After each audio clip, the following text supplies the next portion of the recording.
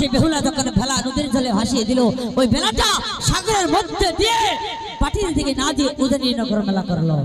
বেহুলা তখন মনে মনে চিন্তা করে, নিশ্চয় আজ সত্যি আমি আছি, না হলে আমার স্বামীর লাশ এই ভোলা কেন উদয়নী নগরে চলে যাবে। তাই বেহুলা ওই ভোলার ভিতরে বসে বসে কান্না শুরু করে দিল। হাই ভোলার উপর সোনার নিশান ঝলমল ঝলমল করে রে, হাই বেলার মনে কাঁদে রে।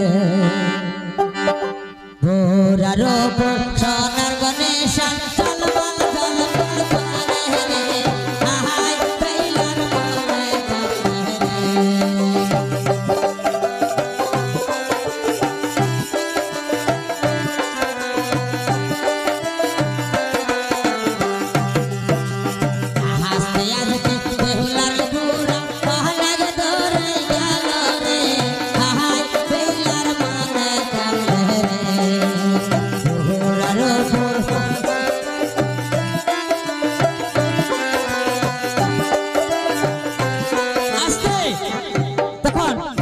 বেহুলার বুড়া এইভাবে যাইতে যাইতে মাঝি মোল্লার কাঠ গোদার কাঠ সম্পূর্ণ বাবা আল্লাহ রাস্তায় মাপ চাইলাম। যাইতে যাইতে 6 মাস যখন গত হয়ে গেল, ওই বেহুলার বুড়ার থেকে তার স্বামীর লাশ হাড্ডির থেকে মাংসগুলো পচে পচে পচে পচে সাগরের মধ্যে পড়া শুরু করে দিল। তাই ওই সাগরের মধ্যে বেহুলা চোখের জলে বুক ভাসাইতেছে, আর ওই স্বামীর হাড় হাড্ডিগুলো ওই সাগরের মধ্যে ধুইতেছে। ধুইতে ধুইতে এই পাও পায়ের ঠিক গেরোর হাড্ডিটা ওই সাগরের মধ্যে থেকে একটা বলে সে খাবাদা নিয়ে গেছে। এহে কাণ্ড দেখে আর বেহুলা কান্দে,